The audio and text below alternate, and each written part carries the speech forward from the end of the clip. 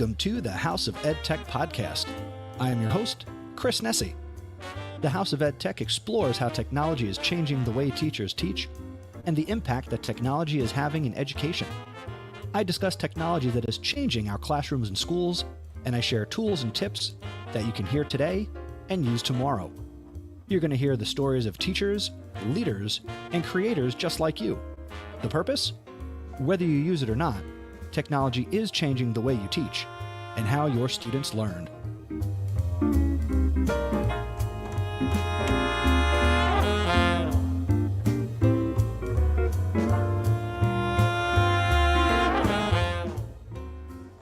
Good evening, good evening, good evening.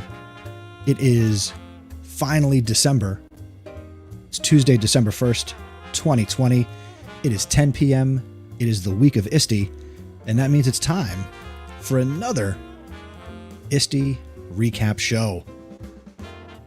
Very happy to be here. Very exciting. If you're tuning in on Twitch or Periscope or YouTube, feel free to leave a comment, because this show, this live stream, this is all about you. So excited that you're here. Let us know in the chat where you're coming to us from, because I want to know. I want to know where you're from.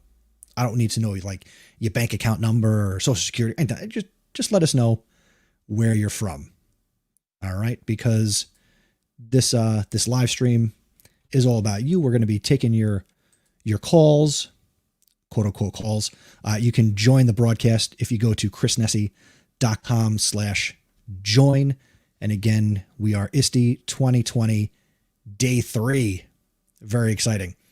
Now, if you are new to what I do, perhaps you just came across this in some of the Iste conversations today. I host this podcast, the House of Ed Tech podcast, and my website is chrisnessie.com. If after this you are interested in subscribing to the podcast, go to chrisnessie.com/go on your podcatching device. And whether you're iOS or Android, it'll take you to where you can subscribe to the podcast. So let's kick this off. Let's see. We're going to check in right away on the chat. Stephanie Howell is here. She is representing the Ohio. That is very cool. Stephanie is a fellow podcaster. She's also a member of the Education Podcast Network that I run. Check out her podcast. Stephanie, make sure you drop a link and the name of your show in the chat. So let's do that. Dr. Anita Winters, welcome, representing Dallas, Texas. So cool to have you here. Thank you so much. Who else we got? We got Rochelle Dene Poth. Awesome. From Pittsburgh, Steel Town. You know, Ms. Poth, can I call you Ms. Poth? I'm going to.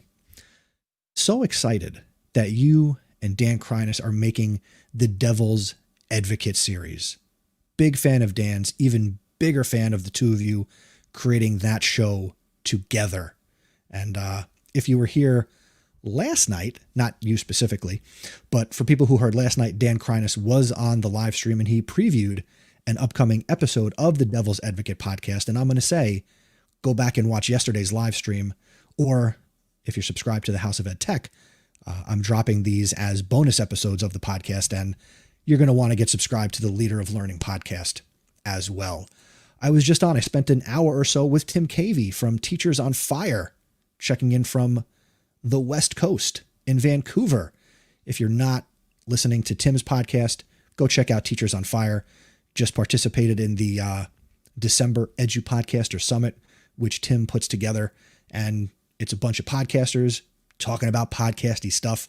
So if you're into that, definitely go check that out. Subscribe to his YouTube channel. Definitely good stuff. My podcast compadre, AJ Bianco, in the house. Check out Podcast PD. Check out his podcast, which is a little baby podcast. It's growing.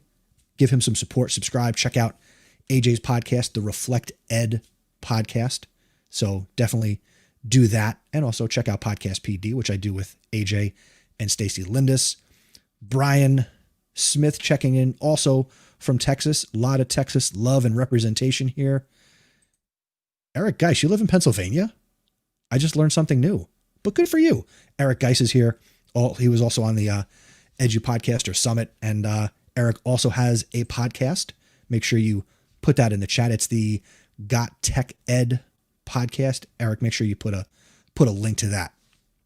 So now that we got all the formalities out of the way, and again, I see the number of people watching, so make sure that you let us know in the chat what's going on.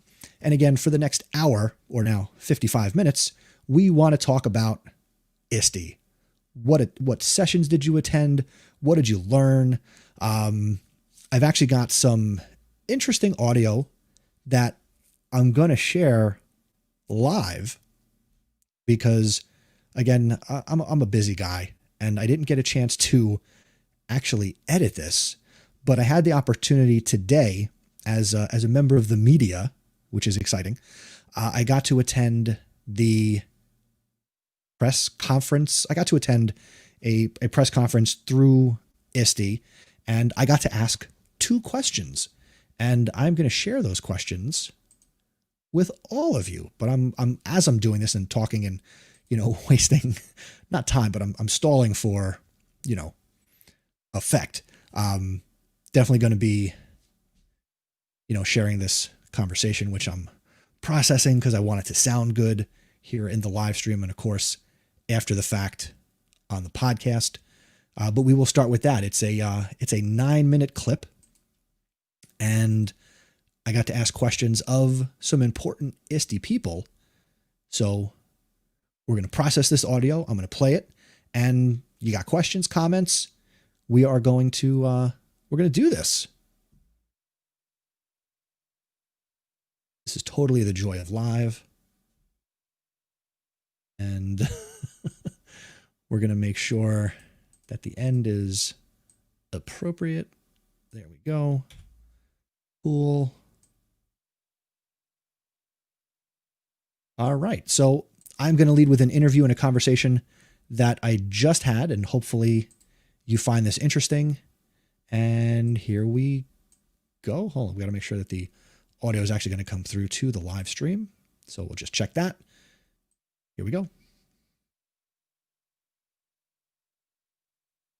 All right. So that didn't come through. So let me change this real quick. All right. There we go. All right. So here is my participation in the Iste press conference. So here we go. Christopher and then Frank. Hello, everybody. Hey. Hello. Happy December. We're almost there.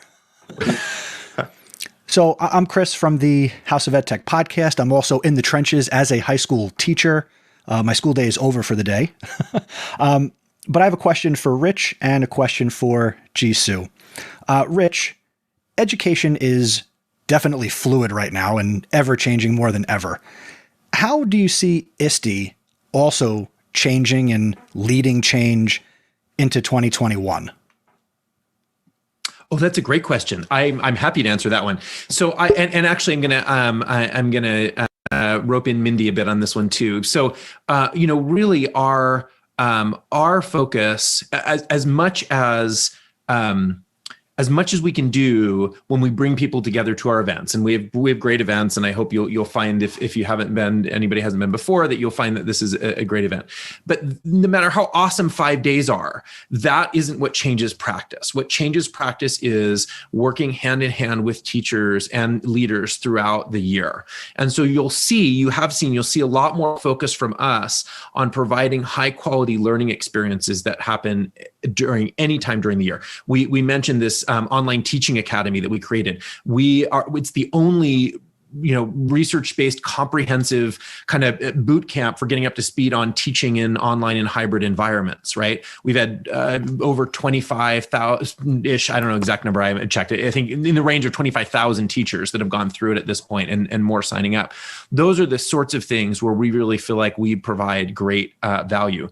But the other thing that we'll see, and we'll tease this a little bit because there'll be some announcements coming a little bit later, but is we also feel like we need to do a better job of helping teachers and parents and school leaders make decisions about what types of tools they should be using. So Mindy, do you want to just say a word about some of the work that you're doing? I know you mentioned a little bit about the product idea, but a little bit about what the future might look like there in the coming year. Yeah, absolutely. So one of the things, like Richard was saying, that's really important is to, product decisions are made every day, but are we really thinking about how we make those decisions and what criteria those decisions are based on? And do we have a common language and a common framework for making those decisions? Do all the way from the classroom to the school to the district level, what criteria and how are we vetting products, and how are those markers and signals clear to both the buyer as well as the seller, so the vendor? So how do product developers know what districts are looking for and will be asking for? Some of the work that you'll be, like Richard said, you'll be hearing about it soon and throughout the year 21, next year, really working on what are those key decision-making factors, working with districts to highlight those needs and to communicate them and creating that bridge between educators, those decision makers, and the product developers, so that we can have that common language, common framework, common understanding about what is priority and what creates a high-quality product, so that those products can get recognized in the field and those products can be adopted at a greater level, rather than just popularity, actually basing decisions and communication on key criteria that makes a product have a potential for higher impact.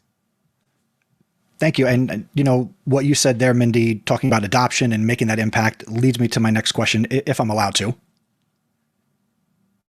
Go for it, man. All right. So Jisoo, you mentioned that there are, how many states have adopted the ISTE standards so far? So all 50 have used and adopted the ISTE standards in some form, but 20 have adopted the latest generation of the ISTE standards that have been published since 2016. So my question would be, again, with education moving at the pace it is and technology being so important right now with virtual and hybrid and distance learning, from your point of view, why aren't we seeing rapid adoption, widespread adoption by all 50 states to jump in, and what, to people like us and me and people who quote unquote get it, why aren't more people getting it? I think we could approach that question from multiple angles. Richard, do you have thoughts that you could start off with? Go ahead. But I was gonna say, I actually would like to maybe rope Carolyn in on this one because really Carolyn runs our standards work. Yeah. And so let's hear her thoughts from you, Carolyn. What are some ways that we're seeing or that we should be seeing of increased adoption? Is one thing. Every state in the country has adopted the standards. We have standards adopted all around the world. So I think that if I can tweak the question a little bit, I know that sues me for doing that, but I think it's adopting is one thing. Doing something that really makes the impact with them is sort of the next step, and that's really the part where I think we need to scratch our heads on what to do there. So Carolyn, do you want to jump in on that? Yeah, no, thanks for your question, Christopher. It's a really good one. And when I think about, or when we look at districts and states that have adopted the standards, they're doing it to achieve a vision of where they want to take their students.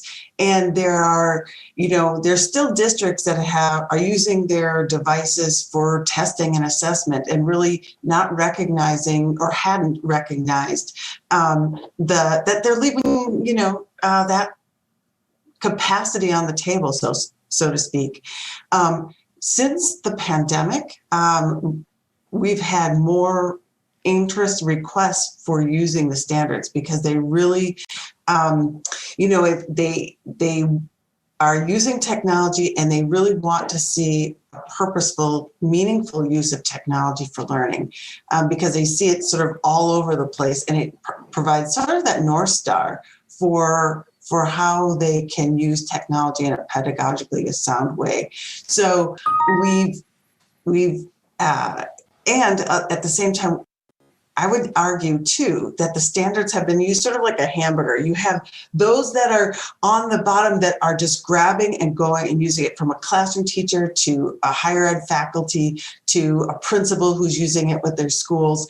And then you have states and districts that adopt. And it's really that closure of that sandwich that we're seeing because people are using it, they're modeling it, and they become advocates for that whole adoption process.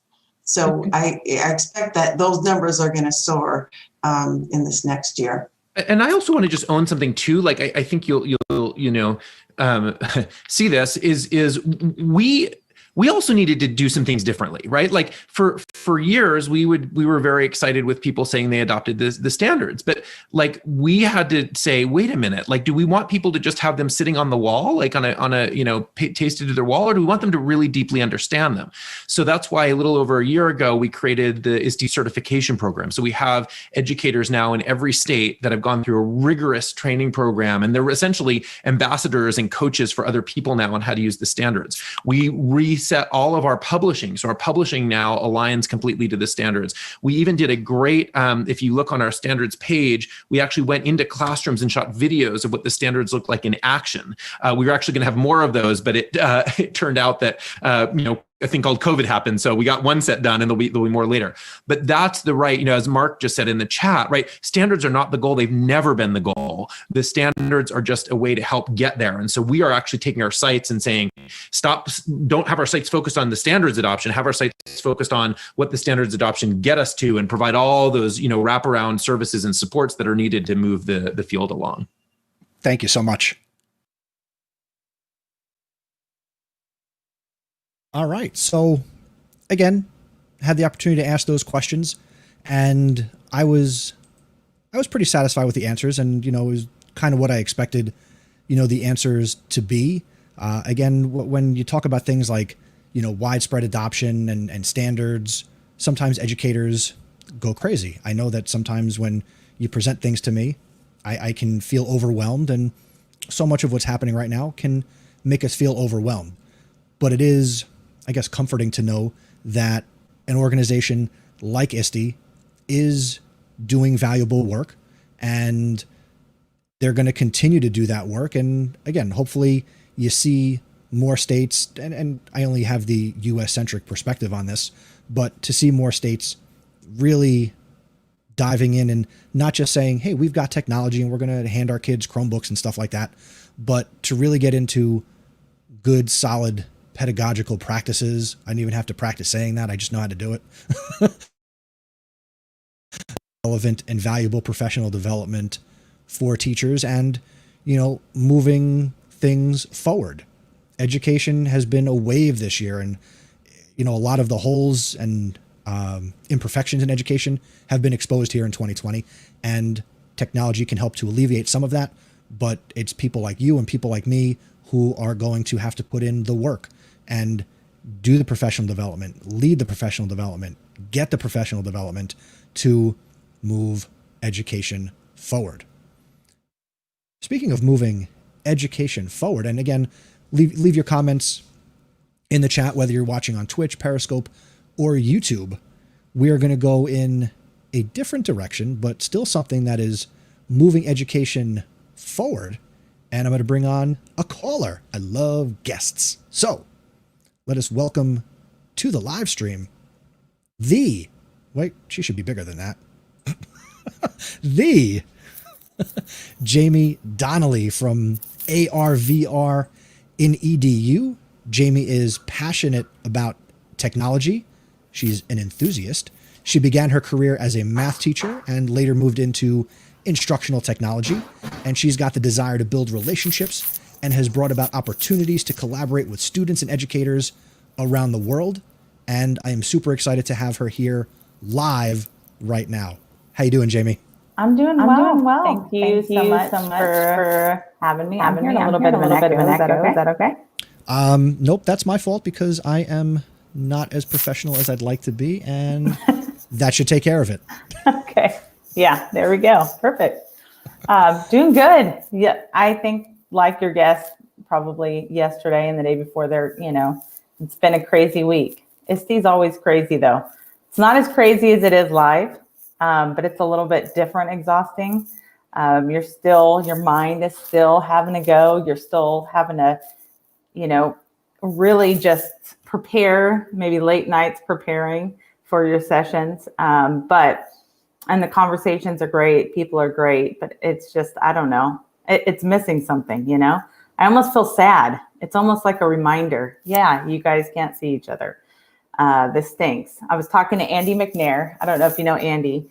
Does a lot of work on the Genius Hour side. And we were talking about today how it's almost like this bittersweet feeling of, yay, we get to connect, but nope, we don't really connect. It's like such a weird time frame. But in light of that, you're still exhausted. Maybe not as much as it is during the live event, but certainly still an exhausting experience. I'm exhausted because I'm, full-time teacher. So, teaching high school classes today, finding the time to jump on that press conference call early this afternoon, it never ends. I think, for people who are watching, this is an extra bedroom in my house. That's the House of Ed Tech. It's, nothing fancy, but I have a bed. So I'm not going to wake my wife up when we're done. I'm just going to roll over there and that's it. That's so thoughtful. My husband wakes up from anything, and I very rarely go to bed when he goes to bed. I think that's the only time I'm productive is at night when everybody's asleep. But I think if I slept in another bed, we'd never see each other. So, I don't know. The old two ships passing in the night. Yeah, he's teaching classes, so he leaves pretty early to head out, and I'm taking care of everybody here at home, getting everybody to school. But yeah, so I thank you so much for having me on. The topic of AR, VR, and EDU is certainly something that's grown, and I just love it. I love the enthusiasm, and then at the same time, there's also some caution in that, and just kind of saying, you can't jump all in, and you can't say, no, not for me at all. There's a balance in everything, and every technology, and a purpose to use any technology. And so really helping people come to grips with what they're looking for is sometimes just asking questions and giving examples of what other people are doing. So it's been really neat to be part of that journey as people are jumping in and getting familiar with the technology, but also really purposefully using it. You mentioned standards, and I think standards are certainly something that, you start there. You don't start with technology. You start with your standards. What do your students need? What do you want to accomplish? What goals are you trying to accomplish within this class, this lesson, this time frame?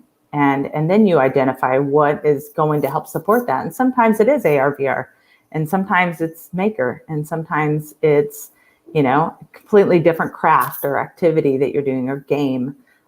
So it's really neat to see people getting to the point where standards are becoming the first instead of the afterthought of, oh, I'll make this fit. This is a cool technology. Let's make it fit. So for those who are not familiar, so they're into their standards. That's their step one. And now they hear about AR, VR, augmented reality, virtual reality. In your experience, and this is your passion, what does that practically look like in education, whether it's the elementary classroom, the middle, or the high school? What can people realistically do with AR and VR in education? Well, yesterday I did a session, it's one of my favorites. It's app smashing. And the reason why it's one of my favorites is because the point of app smashing isn't to just app smash for the heck of it, or what can we do? What are the possibilities? But the point of it is to make it personal, to make it fit what you need. And I talked about the progression and this evolution of AR, VR, and EDU as it's been happening is, we started off with, what is this? Just identifying the technology. Then we moved into, let me use some of this, what has been created, what's out there, to let my students create this.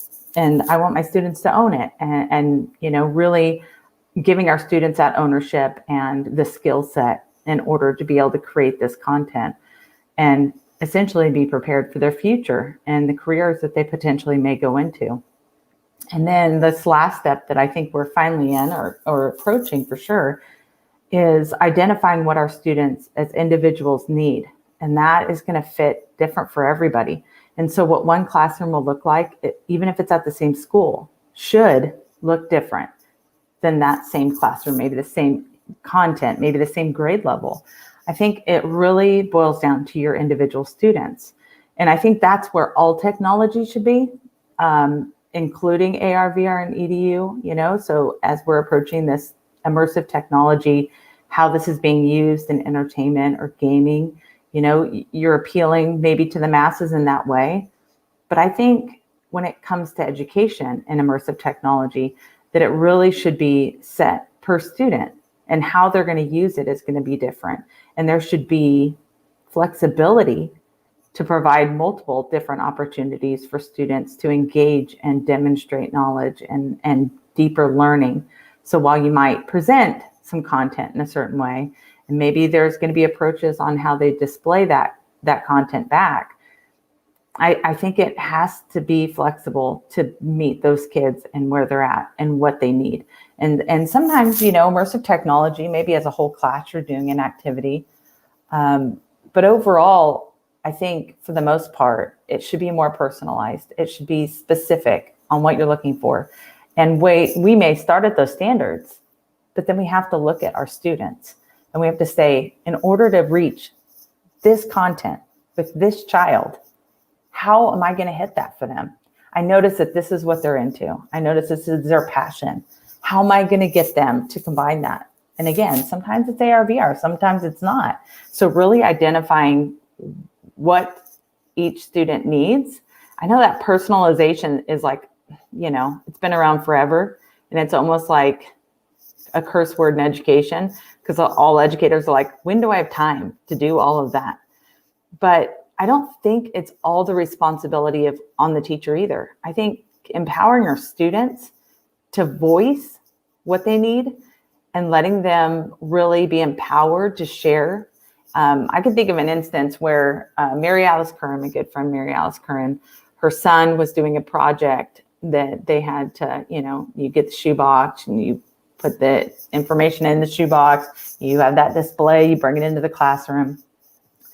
And the teacher, he specifically asked, can I do this in Minecraft? And the teacher said, absolutely not. Like, this is what the assignment is. You got to do it like everybody else.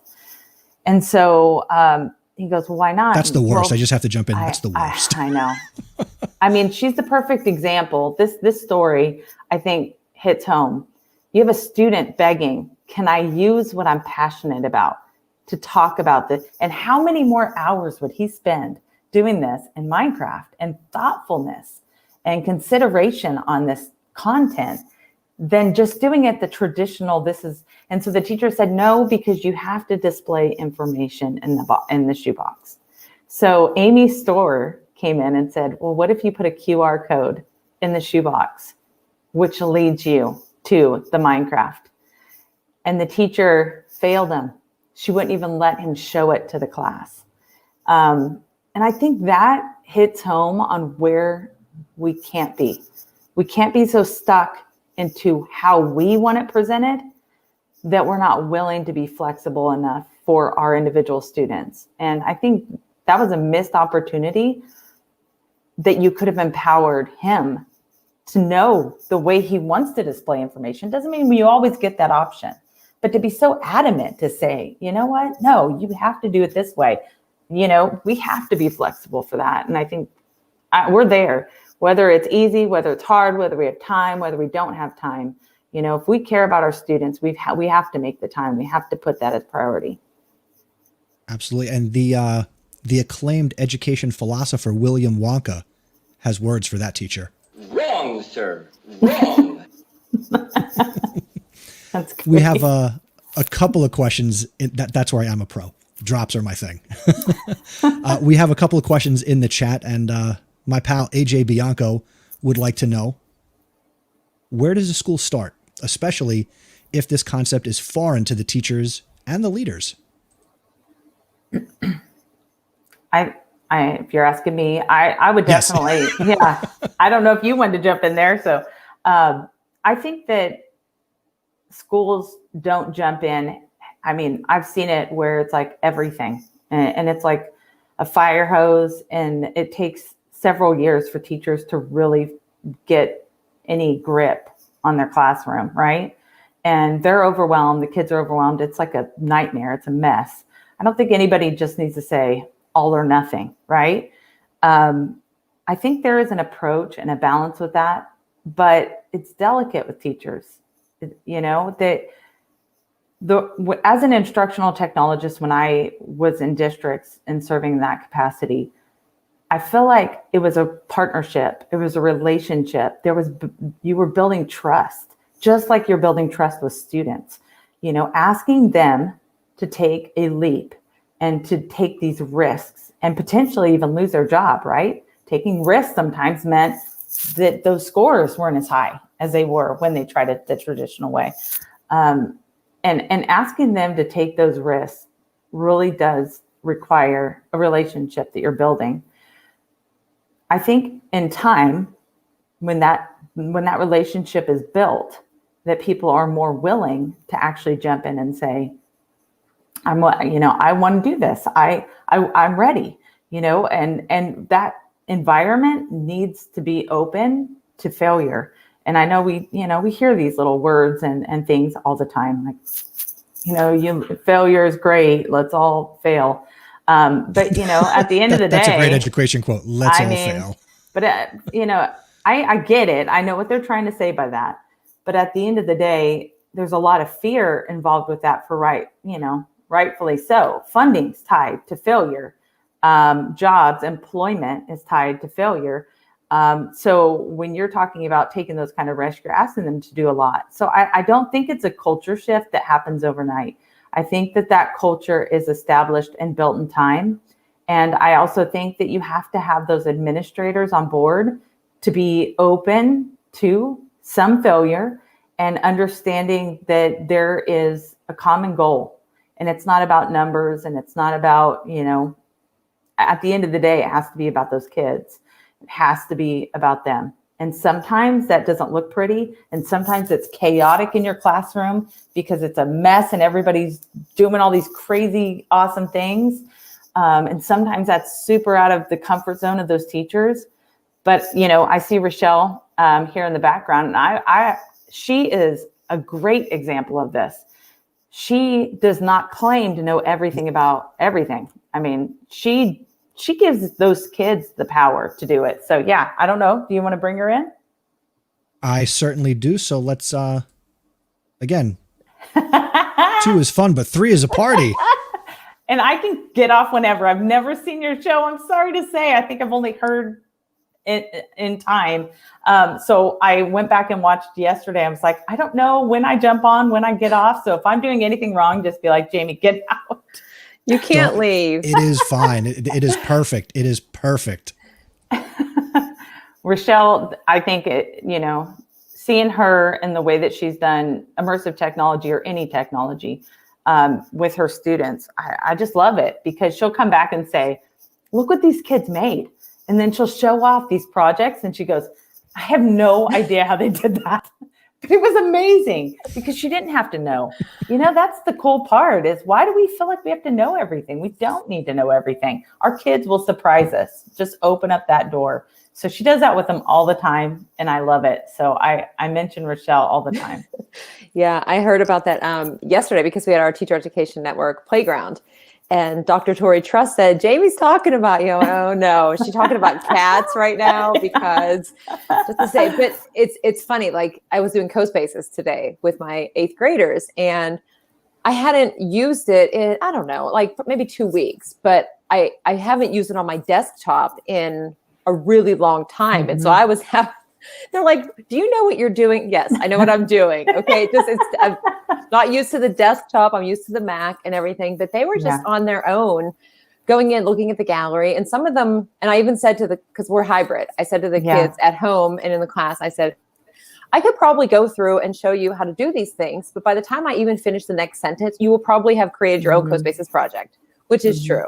And I think that's what the hang up is a lot of times with teachers is when it comes to these things like augmented virtual reality, artificial intelligence, and the emerging technologies, I was like that too. I didn't see that I could bring that into my Spanish classes because I thought, how does that apply? But anybody can. That's the beauty of it is you just have to try it. And I love how you say like, I would just take risks and fail and hope you don't lose your job, which hopefully that doesn't happen. but this is the time, I think, to really take advantage of like trying those new things. So, and I love listening to you present. And I did join in your session today from the one you did yesterday. So, oh, that's very cool. Well, I didn't mention cats, but I actually did. I had cats at the end for the Q&A for the Merge Cube session. So I was like, I really hope Rochelle sees this at one point. Oh yeah, she did. Now, I wouldn't be doing my job, though. So real quick, Rochelle Dene Poth is here live with us. And for those who are not familiar with her work, and if you're not familiar, that means you teach under a rock. But let me just quickly give you the proper introduction. Rochelle is a Spanish and STEAM educator. She is from Pennsylvania. She's also an attorney. So, I mean, we could explore that. She's an Iste certified educator. She presents, she podcasts, she writes books. She is, if I was going to sum it up, awesome. So we'll just go with that. So, Rochelle, welcome aboard officially. Thank you. And you're too kind with all of that. So, no, glad to be here. I've joined in the last couple of nights. And since Jamie was here, I couldn't miss. I think I froze. Well, no, that's okay. It's all good. The voice is working. My bag. Okay. Real quick, hello to Derek Larson good. checking in on the chat. He said, 3 of my favorite people. Oh, hey, Derek. Derek! Hey, I got to connect with Derek, believe it or not, at Twitter. So in San Francisco, and we had a blast with the DigCit Summit that was hosted there that year, and lots of other amazing people that came as well. Sarah Thomas and Dr. Sarah Thomas now. But yeah, him and I share a commonality that we both love sunflower seeds. Oh. It's like a real bad weakness. So Now I'm going to go on the tangent real quick. I'm a baseball player, sunflower seeds. Are you straight up original sunflower seeds, or do you get into the flavors of like barbecue and ranch and? no, you can't. You're not real if you go into the flavors. My son tries to buy them because he knows I don't like them. And he'll like, he's like, if I buy the regular, you're going to eat my seeds. So I'm going to buy the flavor. So you can't get them. Yeah, you have to be all original. But I was a softball player. I played center field. So I got to spit seeds pretty regularly. I guess now that wouldn't fly. That's probably dangerous. But I mean, if you're further away than 6 feet, you could spit all you want. yeah, maybe. I mean, Yeah, you could. yeah. Rochelle, what's your take on sunflower seeds? I don't actually eat them, but I have seen them at the store, if that counts. You're missing out. That's just I You're know. totally missing out. Totally. Yeah. I don't know. I wasn't allowed to eat them as a kid, or apparently as an adult. So, But you have adult money now. That's what I learned on TikTok. I have adult money. oh. All right. And I I'll can do put it all on my sorts of fun next stuff. list. I'll try them out. I will not spit them though. what's the point then? Yeah, I mean, we can do. I'm not sure. Oh boy. I taught my kids early. I was like, you guys, like, this is a life skill. You need to learn how to spit seeds. I'm just kidding. Forget the ed tech, forget computers, forget AR and VR. You got to be able to spit seeds. There's probably an app for that too, for AR, VR. I'm sure. It's just Virtual not as good. seed spitting. There you go. I'm sure there's a contest. You could spit the seeds and hit a virtual augmented reality cup. Well, in like there kind of is that squirrel thing where Jamie was a big mean tree that kept picking us up and throwing us. And Yeah. so- I was in a headset and they were all on their mobile devices all across the world. We had Dr. Harvey in Singapore and people like literally joining to play. They were all squirrels and I was the tree protecting the nuts. And they had to come and get them. And I have to stop, like protect them. So I would grab them, Rochelle, throw her across the room. And at one point I threw her, I was like, oh, you guys are going to try to get my nuts? No way. So I grabbed Rochelle and I threw her and I was standing right over there next to my door and hit my hand. I thought I broke my finger. I hit it so hard. It's always like, don't do this, guys. You got to be in an open area, be safe. And then, never fails. You're the one that does it. But it was a blast. We had a great time. It was fun. More Nice. fun for you. Yeah. Rochelle, how is your Iste going? I think it's great. It's different than, obviously than being in person, because normally if Jamie and I are there, and maybe we don't usually room together at Iste, but it's like you're running around all over the place because getting your steps in. I saw Stephanie said about her steps. That's one of the greatest things, is getting your steps in, seeing all the people. And with all of the virtual events this year, I mean, it's been definitely different. I mean, it's nice that you can have the technology and get in the sessions and interact with people in the chat and everything. But this platform that they have, it's pretty amazing, all that you can do with it. Like the first day I had a couple of sessions, and then even yesterday, just joining in, like being able to access the recordings the next day, the chats that pop up, the ease of finding things, the announcements. I've been really impressed with all that they've put together for this, because even though we're not in the same place, I feel like there's just so many possibilities that you can connect with people, and it's encouraged, that it doesn't feel like you're so disconnected around the world. So yeah. Here's what I would definitely give them credit for with the platform that they've, built for this. Throughout this year, I've been told as a teacher, and I'm sure you ladies have heard it as well, that, we're building the plane as we're flying it. And I want to throw up on that phrase at this point in the year, but Iste built a majority of the plane. And as the conference is happening, we're 3 days in as we're doing this, they're able to add new things. They broke out the chat and gave you more options. And, I'm from New Jersey, and I saw like a New Jersey channel popped up, and all of a sudden I can chat with, New Jersey people. So the announcements are great. Are there still bugs? Sure. There's going to be bugs in everything once you introduce people and technology, right. But they're keeping the plane going. And I don't think there's been any major inconveniences that I can think of. Okay. I'm going to be the critic here, if that's all right. Fire away. Is that allowed? Because this is all about Iste. So I don't know if I'm going to get in trouble from this is the unofficial. I'm not sponsored by them, so go ahead, say what you want. I'm just using the hashtag. I was given feedback today that while the platform is pretty robust, it's like they're trying to do too much in one spot. And I think that's probably where the problems are coming. It isn't that you can't do all those things, but they're trying to make it all available on one screen. And I think that we kind of gotten used to the Zoom, and we got used to the different Hangouts and different video chats that are out there. It's gotten consistent, of course, more in time. But what do they do consistently? They keep it simple. They're not adding a ton of different, and I think they were ambitious, and I think that's good. I mean, that's where we need to be, right? Taking those risks.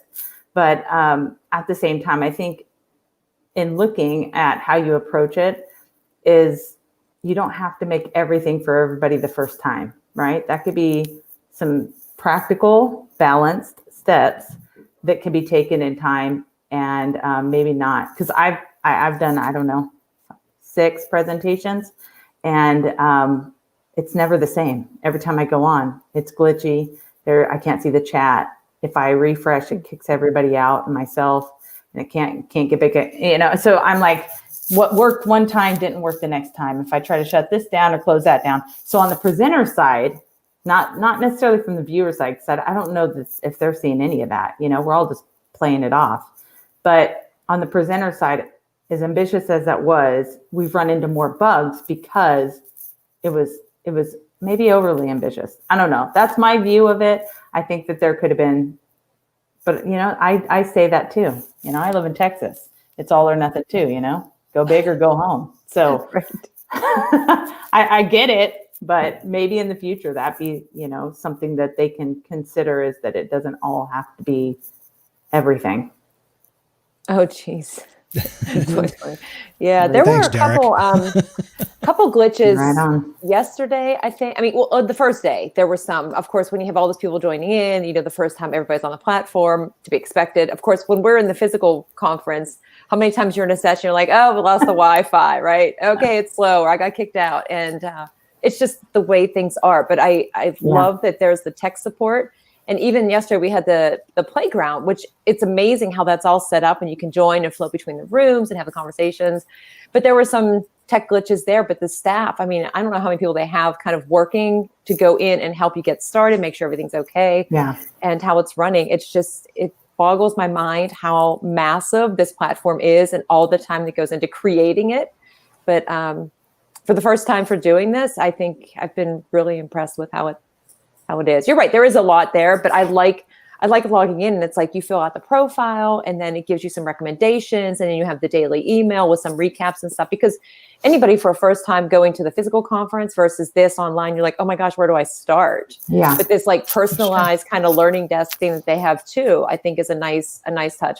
And people reaching out, I sent you a message. I was like, hey. I was just thinking about that. I need to go and check in on the message. Actually, Richard Collada had joined in one of the first sessions on Sunday.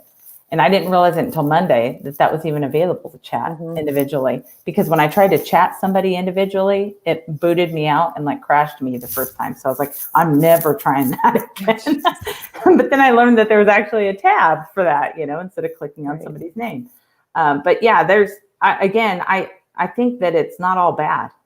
There's things that could be learned. And I 100% agree with you, Stephanie, that the staff, they've all been so supportive and on the ball. Somebody's there. I know Rochelle, right? From the author perspective, our the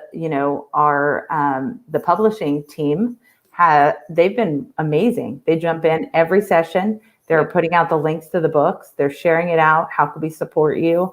So I love the fact that, you have multiple departments trying to work together in one event in something like this. And so it's just really neat to see how supportive they have been. I completely agree with that one. Me too. And I think your point of view is spot on. So, I mean, I don't know that that's so much like a negative criticism, so much as it's constructive. There's going to be a lot that they take away, and that's really the model of what education should be. Doing something, getting the feedback, and then making those modifications and doing it differently. What worked, what didn't work. And, we move forward. We talked last night about, could we see a world where we have, the summer June Iste event live in person with some type of virtual component, but maybe at this time of year, there is an all virtual option that twice a year we can bring people together, and, who wouldn't want more Iste? I don't know. Maybe people don't.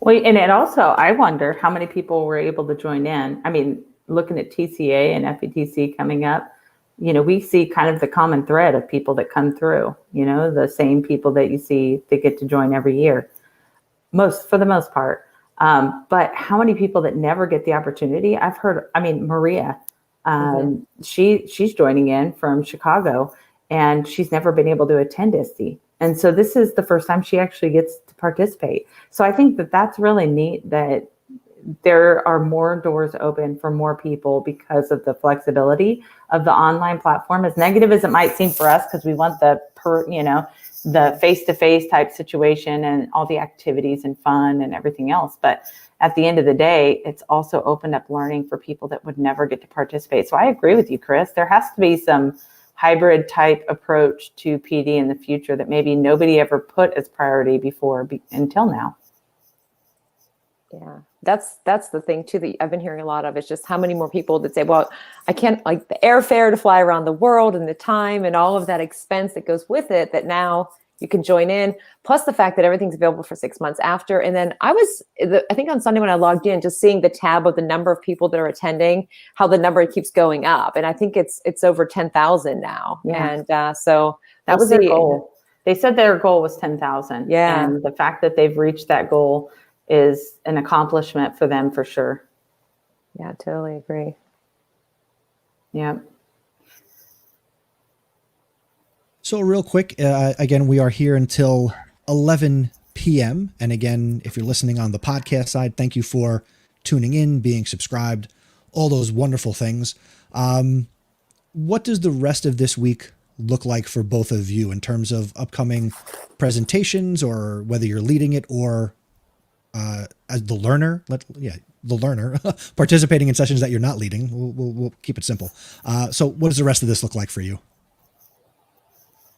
Jamie, you want me to go? You want me to go? Go for it. Yeah, I had, I did originally have one scheduled for Thursday. It was on CoSpaces and Merge, but teaching during the day, so I can't do that one. So I'll be catching a lot of sessions coming up the next couple of days, but then I don't have anything again until Saturday. I have the Iste author podcast, and then I did one of the, Iste put out these artificial intelligence curriculum guides. And so I had written one of the lessons for language teachers or anybody to try out about artificial intelligence and online translators. And I did that with my Spanish 3 students. And so we'll be talking about that project with Susan Brooks Young and Nancy Blair Black on Sunday afternoon. So looking forward to it. Nothing. I'm done. I'm done, but I'm not done. I think that there'll be some other things that I'm doing. It's just not official yet. So have been working again on the publishing side, on the book side of some opportunities. I did a demo today, which was really different. It was like working in the expo hall, but offering a demo live with people, and got to invite them in and talk. It was really cool. It was a small group, but I love it. Everybody's, I hope that they felt free to ask questions, and one woman actually joined us and joined in. So that was really neat. But I think that whether it's Iste or not, I think Rochelle and I could both agree. I mean, learning is pretty constant. I feel like we're always trying to stay connected, or putting on an event, or, participating in showcasing a webinar, participating in whatever. I feel like that is a pretty common thread. So whether that's my last session at Iste or not, I feel like it just doesn't end. We're always staying pretty active. I don't know. What about for you, Chris? What do you got going on? Well, doing it at night and getting to talk to awesome people, and again, amplifying voices. Again, I teach during the day, so I am also catching things after the fact or after hours. So I'm just looking forward to catching those sessions and finding the things that I'm interested in. So the platform was very good at making some recommendations based on some boxes I checked. So that's exciting. That works for me. And, I want to be able to take away things that will enhance what I'm already doing with my students. So I'm looking for learning that will allow me to help my students and myself become better creators, collaborators, critical thinkers, and effective communicators. Because yes, I teach history, but for me, it's not about the history. I want my students to use history to do those 4 things better. And I believe if they can do those 4 things better, they can do anything they want effectively. Because I'm not getting 9th graders who come in saying, Mr. Nessie, I want to be a historian. That doesn't happen. But I got to do something with them.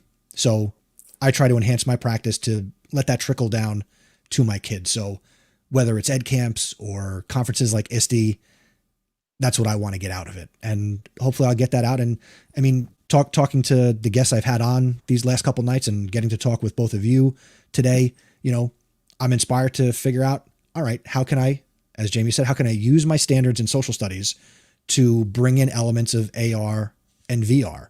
So whether it's getting some books, checking out your sessions that you've already done, there's something there that my kids will get value from, and they'll have a better experience than just reading the book, which I don't even use, or listening to me lecture, which I don't even do. So I don't know what the hell I'm doing, but I want to do it better. What's really interesting to me, Chris, is like Iste's paid for. So I keep thinking about ways to connect with people that could not afford to pay for the conference to attend and still keep them active, because you have a whole community of people that are certainly there and have paid, and they've gotten a lot, and they're going to continue to have a lot. But for all those that would really love to participate, but maybe didn't have the funding from their school or aren't in a school to be able to participate, so they'd pay out of pocket for it. I just think about the opportunities. I loved the grassroots things that were happening, the Not at Iste, right? Like that kind of stuff to me, like there's so much opportunity there, especially in this virtual environment. So offering free opportunities for people to connect and learn and grow, I think it's just, I'm really intrigued. I mean, I don't know what to do at this point, but it's something that certainly keeps going through my mind. Like, yeah, I can offer more stuff at Iste, but they already have all this stuff, right? How about everybody that can't participate in Iste right now, but really would love to join in and participate and learn and grow, and what could be done? And I anticipate that there'll be more of the whole Not at Iste as we approach TCA, and FETC and NET and whatever conference, right? So as all these conferences are approaching, I think people are going to find ways to still stay connected in the midst of this when they can't participate. You very nicely articulated, yes, what I'm doing with this. You know, anybody can watch this. Anybody can subscribe to my podcast, which again, the Black Friday sale is still going strong. All episodes available for free, past and ongoing. So what a great Black Friday sale. It's free. Crazy Eddie. Oh, jeez. So, you know, thank you both for, you know, coming on and amplifying your own voices and continuing to find ways to put yourself out there. So based on what you said, if a crazy, wild-eyed, middle-aged man who claims to be a podcaster asks you to come on, just say yes and, you know, put your voice out there. Maybe there needs to be an AR, VR, and EDU podcast, YouTube channel, lunchbox. I just cannot. I don't know how you do it. There's such a commitment. I could do YouTube for sure. No worries. I could do live video. No worries. Because it's live. I don't have to go back and fix anything. But oh my gosh, podcast. I just feel like so overwhelmed by that I would critique everything. You know, I'd go back and adjust and modify. And I just never do it. I can't even imagine. But I can see the live video. I feel like that's something that could be that, you know, it's done. And then you just never look back. You just keep moving forward. But I don't know. Do you go back and make changes? I used to be more of a stickler with the audio editing, but I've gotten more relaxed as I've gotten more comfortable over 7 years. So like what I do with this, I will strip the audio out of this video, put a nice beginning, a nice end, and I'm just going to put it out there. It is what it is. Yeah. Sounds like my podcast. Yeah. I was like, Rochelle does a ton. Yeah, too. but it's me talking to myself. I sit down, I recorded, done. That's it. There's no retakes. There's nothing. It is what it is. I was just going to say it is what it is. And Derek said, just hit record. Yep. Dang you, Derek. No, I know and people want authentic. They don't want it perfect. I think it's okay. You know, they're not getting perfect with mine. That's for sure. I've put out 168 episodes and I apologize for the first 167. Hey, when did you start, Chris? I launched this podcast in January of 2014. Wow. What was it called? Was it always House of Ed Tech? Always the House of Ed Tech. Okay. I feel like I participated in this before, but it was on the phone. Is that possible? I don't have them all memorized. Hold on. Let me check. This makes for great audio. Hold on. Know why? I think you had us join in for Ed Camp Global when I first started that event years ago. But I feel like it was you because you have like that radio voice. And I remember, I want to say I joined, but I could be wrong. It's possible. I've been wrong. I'm not going to tell you you're wrong to your face. Yeah. But I'm searching my own site, chrisnessie.com. I don't know if it would have even been listed listed as Jamie Donnelly. I think it would have been listed as Ed Camp Global, to be honest with you, because I was with Mary Alice? No, Deborah Atchison. Oh, So her and I did one together. Yeah. But anyways, I really feel like I participated. And I remember your voice being like, oh my gosh, she has a perfect radio voice. That was crazy. It does. Oh, stop. Well, thank you so much for having us and for making this available for free 175 times. Very cool. He also has a radio face there. Oh. He's using my words against me. Yes, I have the perfect face for radio. Oh my gosh. So before I say goodbye, Derek is currently filling in for me. I kind of had to step back from hosting the show, and Derek is doing his last episode filling in as the guest host, as the Jimmy Fallon of the House of Ed Tech, needed to step away for a little bit. So Derek's next episode is coming out this Sunday. Then we'll be back for episode 170 to finish up the year doing the annual House of Ed Tech App Smackdown. So if you're not subscribed, go to chrisnessie.com/go, G-O. It'll subscribe you wherever you listen to podcasts. And before we wave goodbye, Rochelle, how can people continue to connect with you, learn from you? Please share the socials. RDENE915. It's pretty consistent, RDENE915. And thanks for letting me crash Jamie's Jamie, Jeff. It's not crashing. It's a live show. Anything could happen. Oh, that's true. When it comes to Jamie and I in a live show, you never know.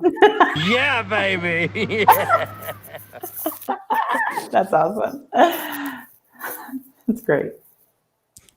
And Jamie, where can people continue to connect with you, learn from you?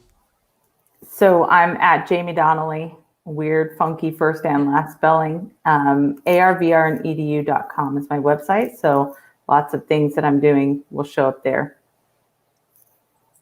All right. You've been watching the House of Ed Tech. You've been listening to the House of Ed Tech.